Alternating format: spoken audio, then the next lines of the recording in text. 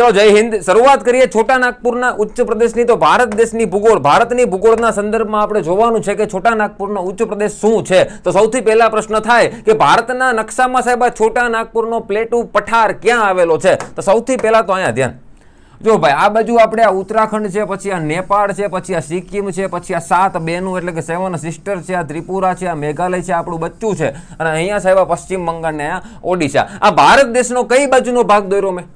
પશ્ચિમ. કઈ બાજુનો? પૂર્વ. ઓકે, પૂર્વ બાજુનો ભાગ છે. એનો મતલબ એવો કે આ બાજુ ક્યાંક હોવાથી, પૂર્વ બાજુ, ભારત દેશની પૂર્વ બાજુ હોવાથી આ છોટા નાગપુરના ઉચ્ચ પ્રદેશને પૂર્વીય ઉચ્ચ પ્રદેશ પણ કહેવાય. આટલું સાહેબ અમને ક્લિયર કે છોટા નાગપુરના ઉચ્ચ પ્રદેશને પૂર્વીય કહેવાય કારણ કે એ ક્યાંક પૂર્વ બાજુ સ્થિત છે. તો હવે અહીંયા ધ્યાન, પૂર્વ બાજુ કઈ જગ્યાએ છે બધાનું ધ્યાન. અહીંયા જો સાહેબ, અહીંયા સૌથી પહેલા આ બાંગ્લાદેશ છે, જેને પૂર્વ બાંગ્લાદેશ કહેવાતું, પૂર્વ બંગાળ, આ બાજુ પશ્ચિમ બંગાળ. તો અહીંયા સાહેબ આવડું એક રાજ્ય છે, આ રાજ્યનું નામ છે પશ્ચિમ બંગાળ. પશ્ચિમ બંગાળ. અહીંયા સાહેબ મસ્ત મજાનું એક રાજ્ય છે, રાજ્યનું નામ છે ઝારખંડ. ઓકે સાહેબ, થાલા ફોર અ રીઝન. આ સાહેબ ઝારખંડ, રાંચી. ઓકે સાહેબ, આ ઝારખંડ. ઝારખંડની નીચે સાહેબ અહીંયા એક રાજ્ય છે, રાજ્યનું નામ છે ઓરિસ્સા નહીં, ઓડિશા. ઓડિશા. ઓકે, અહીંયા સાહેબ, અહીંયા એની બાજુમાં લાંબુ લાંબુ એક સમયે ભૂપેશ બઘેલનું રાજ્ય હતું, રાજ્યનું નામ છે છત્તીસગઢ. કયું રાજ્ય? છત્તીસગઢ. ભારતનો નકશો મોઢે હોવો જોઈએ, સમજાય જાય, ઇન્સ્ટન્ટ સમજાય. અને અહીંયા સાહેબ યુપીની બાજુમાં કયું રાજ્ય છે? તો તમારે ઉલ્લીન કહેવાનું, બિહાર. કયું છે? બિહાર. બસ ધ્યાનથી હવે સાંભળજો. કવિને કાંઈક સમજાવવાની ટ્રાય કરું ને તો કવિને ઇન્સ્ટન્ટ સમજાય. અહીંયા ધ્યાન, છોટા નાગપુરનો ઉચ્ચ પ્રદેશ પૂર્વ બાજુ આટલા કંઈક રાજ્યમાં છે, એટલે પૂર્વીય ઉચ્ચ પ્રદેશ કીધું આપણે. પણ સાહેબ એમાં અહીંયા તમે જુઓ ને તો આટલા ભાગમાં છે. સૌથી વધુ છોટા નાગપુરનો ઉચ્ચ પ્રદેશ કયા રાજ્યમાં ફેલાયેલો છે? તો તમારે કહેવાનું ઝારખંડ. કયું રાજ્ય? ઝારખંડ. સાહેબ કયા કયા રાજ્યમાં છે એમ પૂછે તો સૌથી પહેલા તમારે કહેવાનું ઝારખંડ, પછી બોલી જાય ઉપરનું બિહાર, પછી જમણી બાજુનું પશ્ચિમ બંગાળ, પછી નીચેનું ઓડિશા, અને પછી ડાબી બાજુનું છત્તીસગઢ. ઓકે સાહેબ, મતલબ કે 5 રાજ્ય હશે. 5 રાજ્ય. છોટા નાગપુરનો પ્લેટુ, છોટા નાગપુરનો પઠાર, છોટા નાગપુરનો ઉચ્ચ પ્રદેશ કયા કયા રાજ્યમાં છે? ઝારખંડ, બિહાર, પશ્ચિમ બંગાળ, ઓડિશા અને છત્તીસગઢ. એમાં સાહેબ સૌથી વધુ ભાગ કયા રાજ્યમાં છે? તો તમારે કહેવાનું ઝારખંડ. ખેલ ખતમ, પૈસા હજમ. હા કે ના? મેપમાં ક્યાં છે તમને ખબર પડી છે? પૂર્વ બાજુ છે એટલે પૂર્વીય ઉચ્ચ પ્રદેશ કહેવાય. અને સાહેબ આટલા 5 રાજ્યમાં છે, જેમાં સૌથી વધુ ભાગ ઝારખંડમાં છે. હવે સાહેબ અહીંયા ધ્યાન, સાહેબ ભારતના નકશામાં એકવાર જોઈ લો તમે અહીંયા ધ્યાનથી. અહીંયા સાહેબ કયું રાજ્ય? પશ્ચિમ બંગાળ. અહીંયા સાહેબ ઝારખંડ, નીચે સાહેબ ઓડિશા, અહીંયા સાહેબ છત્તીસગઢ અને અહીંયા બિહાર. બસ આ 5 રાજ્યમાં છોટા નાગપુરનો ઉચ્ચ પ્રદેશ ફેલાયેલો છે કે જેનો સૌથી વધુ ભાગ ઝારખંડમાં છે. રેવડી આટલું? હા કે ના?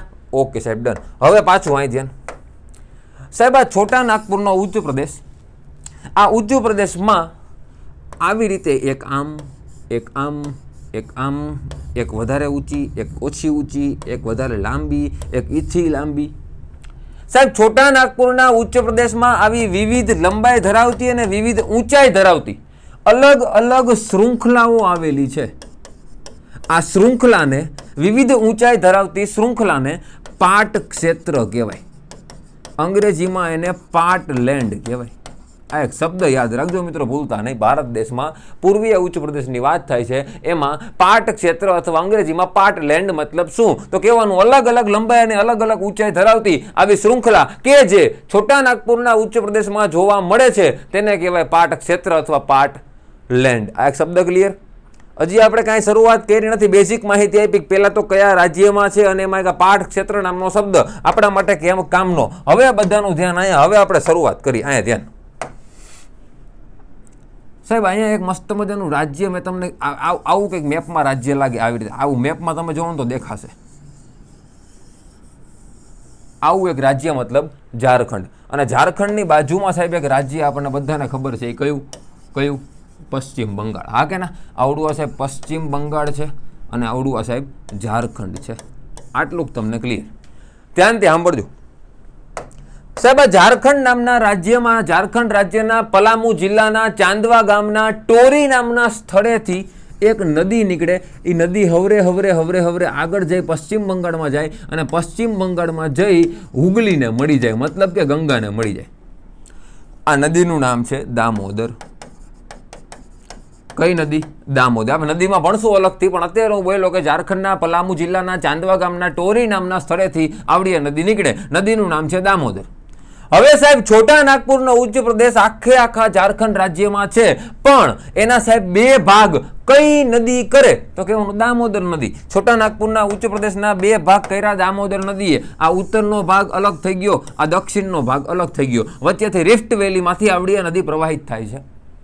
સાહેબ ઉત્તરના ઉચ્ચ પ્રદેશનું નામ શું ને દક્ષિણના ઉચ્ચ પ્રદેશનું નામ શું? તો ઉત્તરના ઉચ્ચ પ્રદેશનું નામ છે હજારીબાગ ઉચ્ચ પ્રદેશ. અને નીચેનાનું નામ તમને બધાને આવડે. ઝારખંડની રાજધાની કઈ રાયપુર નહીં, કઈ? રાંચી. ઓકે સાહેબ, ડન. રાંચીનો ઉચ્ચ પ્રદેશ. સાહેબ છોટા નાગપુરના ઉચ્ચ પ્રદેશના બે ભાગ કઈ નદીએ કર્યા? દામોદર. ઉત્તરના ઉચ્ચ પ્રદેશનું નામ શું? હજારીબાગ પ્લેટુ. દક્ષિણનાનું નામ શું? રાંચીનો ઉચ્ચ પ્રદેશ. ઉચ્ચ પ્રદેશને અંગ્રેજીમાં પ્લેટુ કહેવાય. શું કહેવાય? પ્લેટુ કહેવાય. આટલું સાહેબ ડન. હા કે ના? ક્લિયર સાહેબ, ક્લિયર. હવે ધ્યાનથી સાંભળજો સાહેબ. બે ભાગ કર્યા. આ દામોદર કોનું નામ છે? દામોદર કોનું નામ છે? દામોદર ભગવાન શ્રી કૃષ્ણનું નામ છે. ભગવાન શ્રી કૃષ્ણ જ્યારે નાના હતા ત્યારે તોફાન કરતા એટલે એમના મમ્મી પાલક માતા કોણ? દેવકી ને એ કોણ? યશોદા મૈયા જ્યારે કૃષ્ણ ભગવાન તોફાન કરતા ત્યારે પેટની ફરતે આમ દોરડું આવે ને એવી રીતે કળશની આરે બાંધી દેતા. એટલા માટે નામ પડ્યું દામોદર. દામ વત્તા ઉદર બરાબર દામોદર. દામ એટલે કે દોરડું અને ઉદર એટલે તમારી ફાઇંદ. પેટની ફરતે દોરડું. દામ વત્તા ઉદર. દામ એટલે દોરડું અને ઉદર એટલે પેટ. રેડી? કૃષ્ણ ભગવાનનું નામ છે દામોદર. યાદ રાખજો મિત્રો કે જે નદી ઝારખંડના પલામુ જિલ્લાના ચાંદવા ગામના ટોરી નામના સ્થળેથી નીકળે. આટલું સાહેબ ક્લિયર. હવે સાંભળો સાહેબ, રાંચીનો ઉચ્ચ પ્રદેશ. આ રાંચીના ઉચ્ચ પ્રદેશમાંથી એક નદી નીકળે. એ નદી સાહેબ ક્યાંથી નીકળે તો કે એનું પિસ્કા નગરી. પિસ્તા નહીં, કાજુ બદામ પિસ્તા નહીં, પિસ્કા. આ પિસ્કા નગરીમાંથી એક નદી નીકળે. આપણા માટે કેમ કામની? ધ્યાનથી સાંભળજો. એ નદી સાહેબ આગળ વધે, હવરે અને ઓડિશાની વચ્ચે થઈને સાહેબ બંગાળની ખાડીને મળી જાય. આ નદીનું નામ એટલે બીજી એક કઈ નહીં, સુવર્ણરેખા નદી. કઈ નદી? સુવર્ણરેખા. કઈ નદી? સુવર્ણરેખા. હવે બોલું, ધ્યાનથી સાંભળજો. આ નદીની સાહેબ વિશેષતા શું? સાહેબ એક મસ્ત મજાનું શહેર ઝારખંડમાં પ્રખ્યાત છે લોખંડ પોલાદ માટે. એ શહેરનું નામ એટલે કે જમશેદજી તાતા અને દોરામજી તાતાએ વસાવેલું શહેર જેનું નામ છે જમશેદપુર. એવડું સાહેબ આ સુવર્ણરેખા નદીના કિનારે છે. સાહેબ આ જમશેદપુરમાં આવેલી એક કંપનીનું નામ છે ડિસ્કો. જોઈજો મોટા, ડિસ્કો ને TISCO. Tata iron and steel company. આ ટિસ્કો નદીનું રસાયણવાળું પાણી આવડી આ સુવર્ણરેખા નદીમાં છોડવામાં આવે. એટલા માટે ભારત દેશની એકમાત્ર એવી નદી કે જે નદીમાં જલીય જીવ કોઈ પણ નહીં, માછલી નહીં, માછલીની મમ્મી નહીં, માછલીના પપ્પા નહીં, કાચબો નહીં, કાચબી નહીં, કરતલો, એક પણ જલીય જીવ જોવા મળતું નથી એવી નદી કઈ? સુવર્ણરેખા. એટલા માટે આ સુવર્ણરેખા નદીને સાહેબ જૈવિક મરુસ્થળીય નદી કહેવાય. શું કહેવાય? જૈવિક મરુસ્થળીય નદી. અને સાહેબ એક પણ જલીય જીવ નથી. એનું કારણ શું? તો કહેવાનું જમશેદપુર અને આ ટિસ્કો નામની company, Tata iron and steel company limited. રેવડી? હા કે ના? સાહેબ ઊભા રહી જાઓ ઘડીક. અમને સાહેબ બે વસ્તુની ખબર પડી. પહેલા તો કે એક વચ્ચેથી નોકની દોંડીએ જાય જે નદીનું નામ છે દામોદર, કે જે બે ભાગ કરે, ઉપર હજારીબાગનો ઉચ્ચ પ્રદેશ અને નીચે રાંચીનો ઉચ્ચ પ્રદેશ. સાહેબ રાંચીના ઉચ્ચ પ્રદેશમાં આવેલી પિસ્કા નગરીમાંથી એક નદી નીકળે. નદીનું નામ છે સુવર્ણરેખા. કે સુવર્ણરેખા નદીને જૈવિક મરુસ્થળીય નદી કહેવાય. કેમ? તો કે એની બાજુમાં જમશેદપુરમાં આવેલી ટિસ્કો નામની કંપની કે જે લોખંડ માટે પ્રખ્યાત છે, લોખંડ પોલાદ. અહીંથી લોખંડની સૌથી વધુ નિકાસ જાપાન ખાતે થાય. ક્યાં થાય? જાપાન ખાતે. એ ટિસ્કો કંપનીનું રસાયણવાળું પાણી સાહેબ આવડી નદીમાં છોડવામાં હોવાથી આ નદીમાં એક પણ જલીય જીવ જોવા મળતું નથી. તેથી આ નદીને જૈવિક મરુસ્થળીય નદી કહેવાય. આટલું ડન? હા કે ના? હવે ધ્યાનથી સાંભળજો સાહેબ. અહીંયા તમે જુઓ ને, આમાં તમને નહીં દેખાય. હું તમને એક પહેલા આગળ એક મેપમાં જઈ આવી. જો અહીં ધ્યાન, જો અહીં લખેલું છે છોટા નાગપુર પ્લેટુ. બરાબર? હવે અહીં ધ્યાનથી સાંભળજો સાહેબ. આવડો છોટા નાગપુરનો ઉચ્ચ પ્રદેશ છે. આ વચ્ચેથી નદી કઈ નીકળી? કઈ છે વચ્ચે? દામોદર છે. આ ઉત્તરનો ઉચ્ચ પ્રદેશ કયો છે? હજારીબાગનો. નીચેનો કયો છે? રાંચીનો. અને ઉપર કંઈક આવું લખ્યું સાહેબ, રાજમહલ હિલ્સ. ઈ શું સાહેબ? ઈ શું? તો ધ્યાનથી જો સાહેબ. અહીંયા આ વિસ્તારમાં આપણે સાહેબ કલર કયો કલર? લીલો કલર. આ વિસ્તારમાં એક અલગથી ટેકરી આવેલી છે, હિલ્સ આવેલી છે અલગ અલગ, જેને કહેવાય રાજમહાલની ટેકરી. કઈ ટેકરી?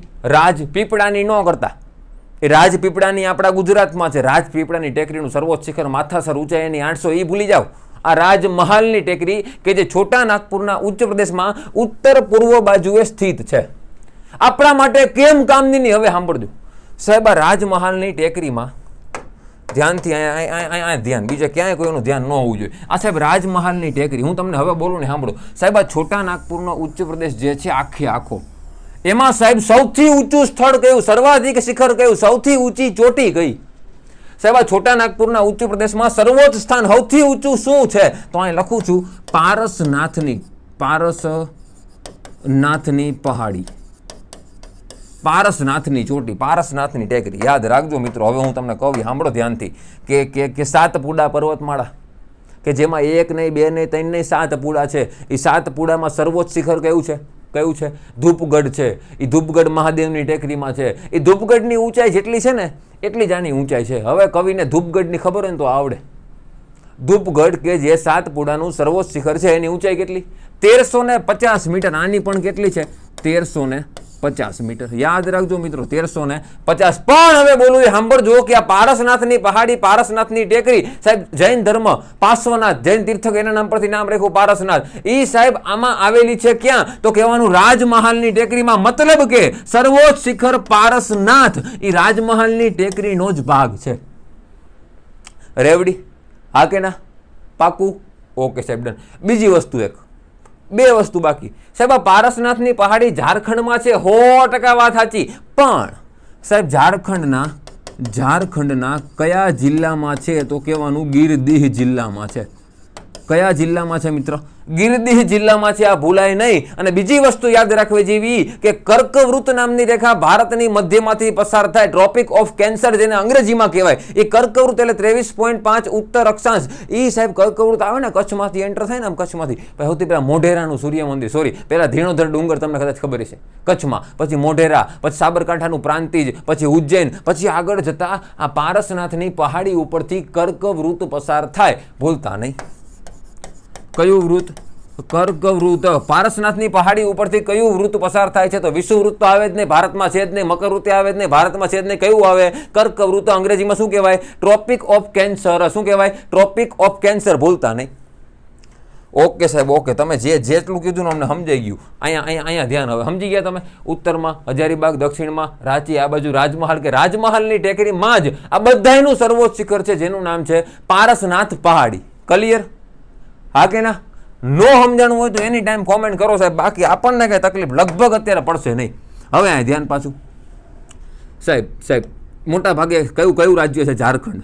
અહીંયા ધ્યાન.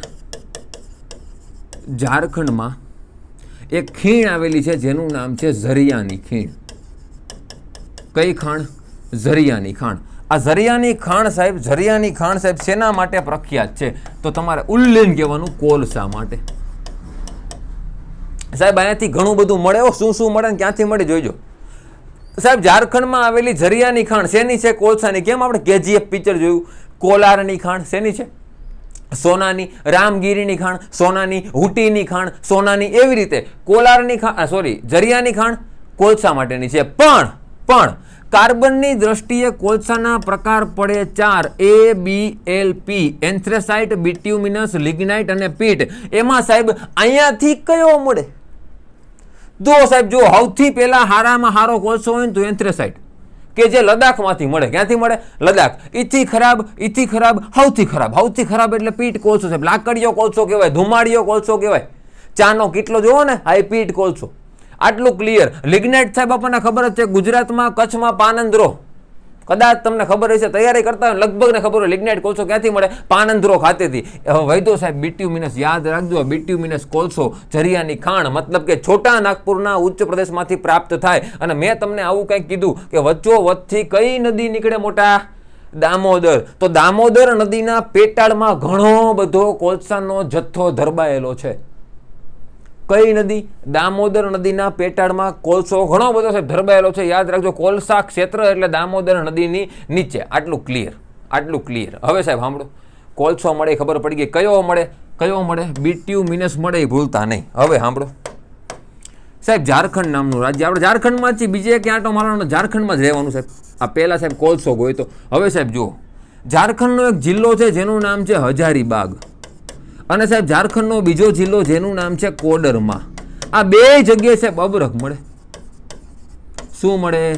અબરખ, જેને અંગ્રેજીમાં કહેવાય મીકા. શું કહેવાય? મીકા. ખનિજ ખનનનું બીમાર બાળક તરીકે કયું ખનિજ ઓળખાય? તો કહેવાનું અબરખ. ખનિજ ખનનનું બીમાર બાળક અબરખ છે. આપણે ખનિજમાં ભવિષ્યમાં ભણશું, અત્યારે યાદ રાખજો સાહેબ. હજારીબાગ અને કોડરમાં બે જગ્યાએથી અબરખ મળ્યું, પણ આ બેમાં સૌથી વધુ કોડરમામાંથી મળે.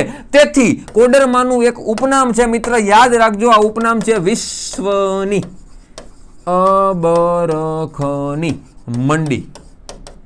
વિશ્વની અબરખની મંડી. કેમ સબ્જી મંડી હોય એવી રીતે વિશ્વની અબરખની મંડી એટલે કયું સ્થળ? તો કહેવાનું કોડરમાં. કોડરમાને કહેવાય વિશ્વની અબરખની મંડી. રેવડી. હા કે ના? ઓકે સાહેબ, ડન. પાછું અહીંયા ધ્યાન, પાછું અહીંયા કોવીનું ધ્યાન અહીંયા જોવું જોઈએ. હવે સાહેબ ત્રીજી કંઈક વાતચીત કરો, અહીંયા ધ્યાન. સાહેબ ઝારખંડ નામનું રાજ્ય. સાહેબ આ ઝારખંડ નામના રાજ્યમાં એક જિલ્લો છે જેનું નામ છે સિંહભૂમ જિલ્લો. બોલો એકવાર, કેવો જિલ્લો?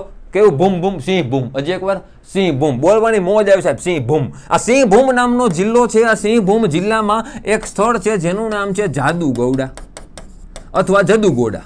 આ જદુગોડા નામના સ્થળેથી યુરેનિયમ મળે. શું મળે? યુરેનિયમ મળે સાહેબ. કોલસો મળ્યો, અબરખ મળ્યું, યુરેનિયમ મળ્યું. આપણને આગળ ટિસ્કો જોયું, ટિસ્કો લોખંડ મળતું યાદ છે? Jamshedpur TISCO Tata iron and steel company લોખંડ મળે. એ સિવાય બોક્સાઇટ મળે, કોપર મળે, ઘણું બધું મળે. એક જ ઉચ્ચ પ્રદેશમાંથી કોલસા સિવાય ઘણા બધા ખનિજ મળતા હોવાથી આવડા છોટા નાગપુરના ઉચ્ચ પ્રદેશને ભારતનો લૂર અથવા ભારતનો રૂર કહેવાય. અંગ્રેજીમાં આવો કંઈક શબ્દ છે, RUHR. એક કરતા વધારે ખનિજ મળે એટલે શું કહેવાય? ભારતનો રૂર. ભારતના રૂર તરીકે કયો ઉચ્ચ પ્રદેશ ઓળખાય છે? તો કહેવાનું છોટા નાગપુરનો ઉચ્ચ પ્રદેશ. એ ઉપરાંત જર્મનીનો છે, ભારત દેશની બહાર વિશ્વની ભૂગોળમાં જોઈશું, પણ અહીંયા સાહેબ કયું આવશે? છોટા નાગપુરનો ઉચ્ચ પ્રદેશ, જેને કહેવાય ભારતનો રૂર. ભૂલતા નહીં, RUHR, રૂર અથવા લૂર. અમુક બુકમાં લૂર લખેલું છે, સાચો વર્ડ છે રૂર. ક્લિયર એટલું? હા કે ના? પાકું. કયા ઉચ્ચ પ્રદેશને ભારતનો રૂર કહેવાય? એ બોલ, શું? છોટા નાગપુરનો. વચ્ચોવચ્ચથી કઈ નદી ગઈ? કઈ ગઈ? દામોદર. ઓકે. નીચે ઓલી કઈ ગઈ? માછલી વગરની. માછલી મમ્મી નહીં, માછલી પપ્પા નહીં, એકય જલીય જીવ જોવા મળતું નથી. કઈ નદી હતી? કઈ? સુવર્ણ સિક્તા નહીં, એ નથી જાણો. સુવર્ણ રેખા. એ સુવર્ણ સિક્તા આપણા ગુજરાતમાં, એને મૂકો. આ સુવર્ણ રેખા નામની નદી, એક પણ જલીય જીવ જોવા મળતું નથી. આટલું લગભગ તમને ડન હશે. હા કે ના? પાકું. ઓકે સાહેબ, ડન. હવે ધ્યાનથી સાંભળો પાછું સાહેબ. છોટા નાગપુરના ઉચ્ચ પ્રદેશમાં ઘણું બધું મળે. એનું સર્વોચ્ચ સ્થાન મેં તમને કીધું, પારસનાથની પહાડી. આ છોટા નાગપુરના ઉચ્ચ પ્રદેશમાં જોવા મળતી મુખ્ય જનજાતિ કઈ? તો કહેવાનું મુખ્ય આદિવાસી. કઈ છે? સૌથી વધારે સાહેબ અહીંયા કયા લોકો રે? આદિવાસી. આદિવાસીમાં કયા? તો યાદ રાખજો મિત્રો, સંથાલ, મુંડા, હો, ઉરાવ, આવી બધી જનજાતિ જોવા મળે. તમારા સિલેબસમાં ટોપિક છે કે નૃજાતિ અને જનજાતિ. એમાં સાહેબ જનજાતિ કઈ? જનજાતિ ક્યાં જોવા મળે? ગદ્દી ક્યાં જોવા મળે? બધું યાદ રાખજો. સંથાલ, મુંડા, હો અને ઉરાવ છોટા નાગપુરમાં જોવા મળે. પણ એમાં સાહેબ મુખ્ય કઈ? તો કહેવાનું સંથાલ. આ સંથાલનું તમને એક તાકાતવાળું ઉદાહરણ આપું તો ભારત દેશના વર્તમાન રાષ્ટ્રપતિ જેનું નામ છે દ્રૌપદી મુર્મુ, એ સંથાલ આદિવાસી છે. એના સિવાય હેમંત સોરેન નામ સાંભળ્યું તમે કદાચ, ઝારખંડના CM રહી ચૂકેલા. આ હેમંત સોરેન સંથાલ આદિવાસી હતા. એની પહેલા તમે નામ સાંભળ્યું ગિરીશચંદ્ર મુર્મુ, સંથાલ આદિવાસી. મિત્ર યાદ રાખજો, સંથાલ કોમમાં લગ્નને કહેવાય બાપલા. બાપ બાયલા નો કરતા, ય નથી, આ પ છે, જોઈજો. હા, આપણે કેમ કહેતા લગ્ન બગન થઈ ગયા? એ સંથાલ કોમમાં શું કે લગ્નને બાપલા કે, વિવાહને બાપલા તરીકે ઓળખવામાં આવે. તારા બાપલા થઈ ગયા એમ કહેતા છે. સમજાણું? સંથાલ કોમમાં લગ્નને વિવાહને શું કહેવામાં આવે? બાપલા. એક શબ્દ ભૂલતા નહીં. રેવડી? હા કે ના? સાહેબ છેલ્લો પ્રશ્ન. સાહેબ ભારત દેશ છે, આ ભારત દેશ આ ભારત દેશમાં અહીંયા એક ઉચ્ચ પ્રદેશ છે જેનું નામ છે માળવા, માળવાની બાજુમાં છે જેનું નામ છે બુંદેલખંડ, અને અહીંયા એક છે જે આપણે અત્યારે ભણ્યા છોટા નાગપુર. આવડો આ કયો બુંદેલખંડ, આવડો આ કયો માળવા. મારો પ્રશ્ન સાંભળજો સાહેબ કે આ માળવાના ઉચ્ચ પ્રદેશમાં આવેલું સૌથી મોટું સિટી કયું? તો આવશે ઇન્દોર. કયું આવે? ઇન્દોર. સાહેબ આ બુંદેલખંડના ઉચ્ચ પ્રદેશમાં આવેલું સૌથી મોટું સિટી કયું? તો આવશે ઝાંસી. કયું આવે? ઝાંસી. પ્રશ્ન મારો એ કે છોટા નાગપુરના ઉચ્ચ પ્રદેશમાં આવેલું સૌથી મોટામાં મોટું સિટી કયું? પ્રશ્નાર્થ ચિહ્ન મસ્ત મજાની સાહેબ કોમેન્ટ કરી દેજો, ભૂલતા નહીં. રેવડી આટલું? હા કે ના? ક્લિયર સાહેબ ને છેલ્લો પ્રશ્ન તમારા માટે સાહેબ, આનો જવાબ તમારે કોમેન્ટ કરવાનો છે સાહેબ. બુંદેલખંડ મેં તમને કીધું વચ્ચોવચ્ચ છે. આ બુંદેલખંડની આન બાન અને શાન તરીકે કયું સ્થળ ઓળખાય? કેમ આપણા સૌરાષ્ટ્રની આન બાન શાન એટલે રાજકોટ, રંગીલું રાજકોટ, એવી રીતે બુંદેલખંડની આન બાન અને શાન તરીકે કયું સ્થળ ઓળખાય છે કે જે સ્થળ કેન નામની નદીના કિનારે છે? હવે કદાચ તમને ખબર પડી હોય તો તમારા નસીબ, બાકી ગમે ત્યાંથી ગૂગલ કરીને કોમેન્ટ કરજો. ક્લિયર છે? બુંદેલખંડની આન બાન શાન તરીકે કયું સ્થળ ઓળખાય છે તમારે કોમેન્ટ કરવાનું છે. મળીએ મિત્રો આના પછી ભારતની ભૂગોળમાં કોઈ એક અલગ ટોપિક સાથે. જય હિન્દ, જય ભારત.